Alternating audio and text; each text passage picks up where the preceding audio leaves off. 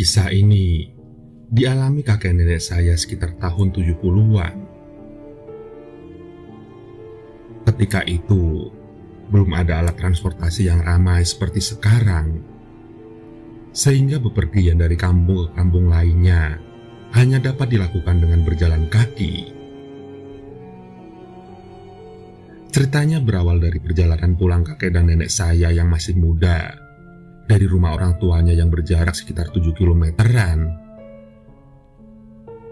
Saat itu, hari sudah sore menjelang maghrib, yang disertai hujan rintik-rintik dan sedikit kilat.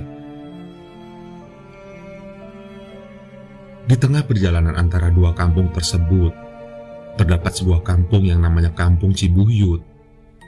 Sebuah kampung bikinan Belanda yang hanya dihuni oleh kepala bagian, mandor, dan beberapa karyawan perkebunan karet.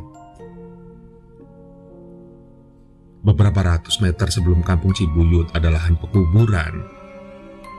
Orang-orang di sana menyebutnya kuburan gede karena saking luasnya.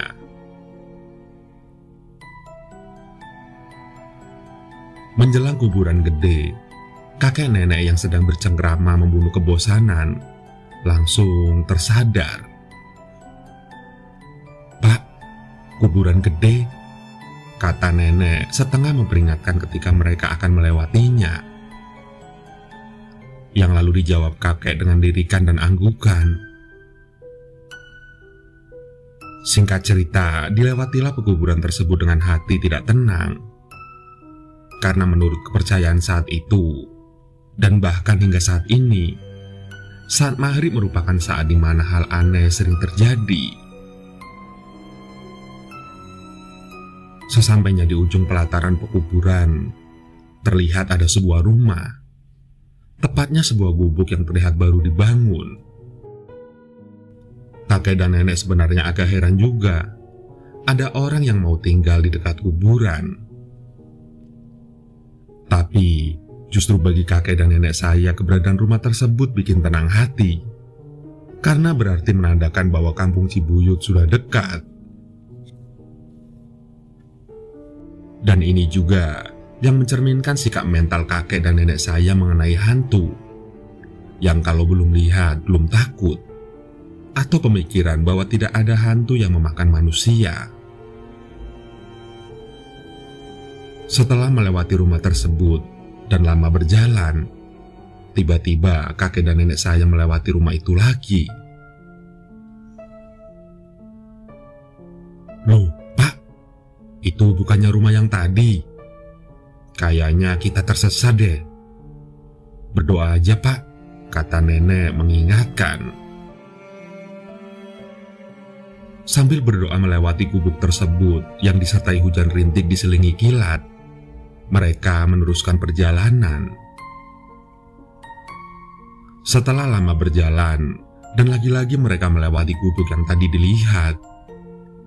Tapi sekarang di depan gubuk tersebut ada seorang nenek renta sedang menyapu halaman. Yang kalau dipikir-pikir lagi, keadaannya sangat bertolak belakang. Kenapa? Saat itu menjelang maghrib, hujan rintik pula. Menyapu halaman adalah kombinasi keanehan yang sempurna. Tapi, lagi-lagi itu dianggap berkah oleh kakek saya. Dengan adanya orang lain, berarti bisa diminta tolong atau sekedar menanyakan arah jalan. "Permisi Nyi, numpang nanya, jalan ke arah Cibuyut kemana ya?" tanya kakek. "Itu ke sana, lurus saja," ujar si nenek yang sedang menyapu, dengan suara parau dan seakan muncul dari kedalaman sumur.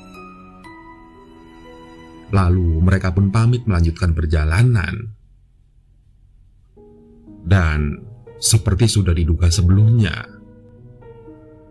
untuk ketiga kalinya mereka melewati rumah gubuk itu lagi.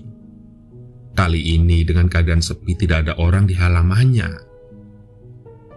Suasana semakin gelap dan mencekam. Kakek dan nenek pun kini mulai kebingungan. Gimana ini? Kita benar-benar tersesat, kata nenek setengah berbisik. Terus saja, kata kakek.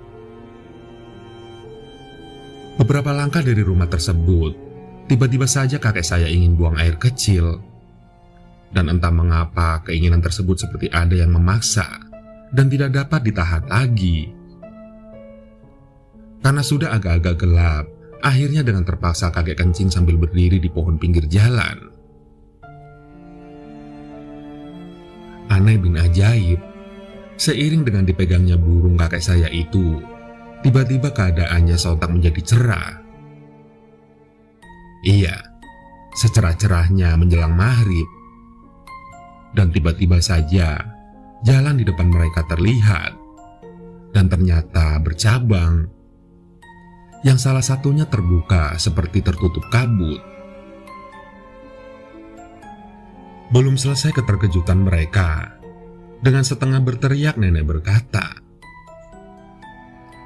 "Ih, ternyata kuburan baru. Pantas saja," kata nenek setelah melihat gubuk yang tadinya berdiri sekarang telah berubah menjadi kuburan dengan tanah yang masih merah.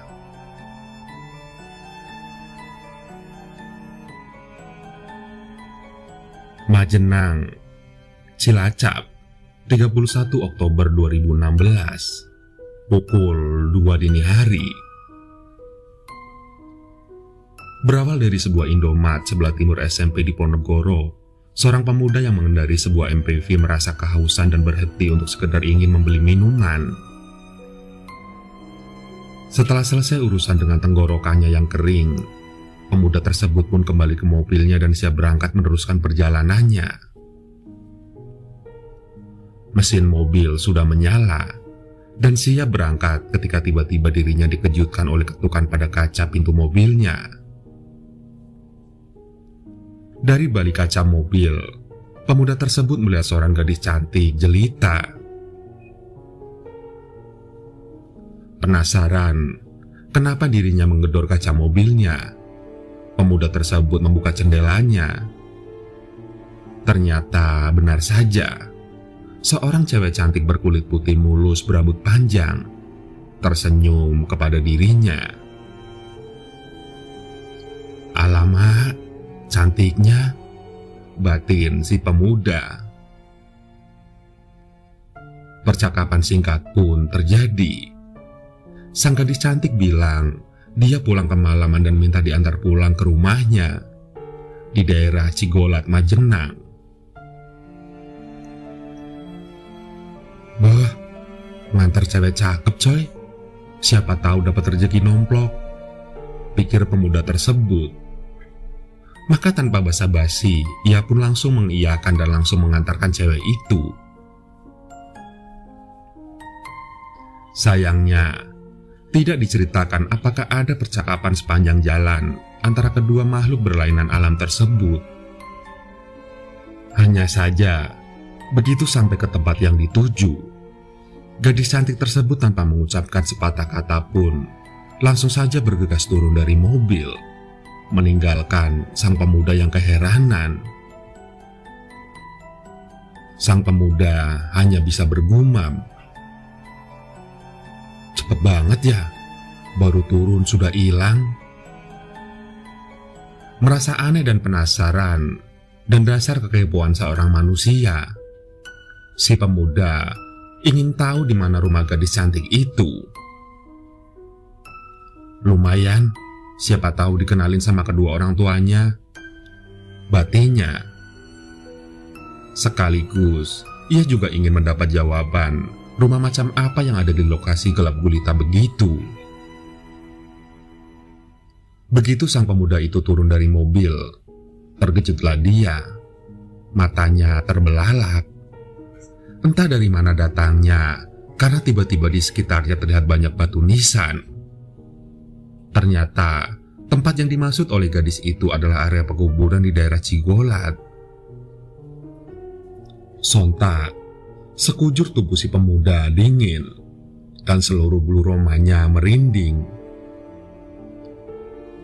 Tanpa pikir panjang, berlarilah sang pemuda itu terbirit-birit sekencangnya ke arah rumah penduduk yang tadi sempat dilewatinya. Tak sadar, ia sudah meninggalkan mobilnya berada jauh dari jalan. Ketika pagi hari ditemukan, mobil posisinya sampai masuk ke dalam tanah kuburan, persis di tepi jurang. Menurut saksi mata yang melihat kejadian tersebut, ketika mobil akan diderek ke pinggir jalan, semua merasa heran. Sebab tidak ada sama sekali bekas tapak ban. Padahal, lokasi itu semuanya tanah. Secara logika, harusnya ada bekas jejak ban. Mobil baru bisa diangkat ke jalan sekitar pukul 7 pagi. Entah bagaimana mobil itu bisa berada di sana. Apakah mobilnya terbang atau berjalan di dunia lain? Tidak ada yang tahu. Sekedar untuk mengingatkan, bacalah basmalah setiap akan beraktivitas, agar terhindar dari segala macam godaan setan yang terkutuk.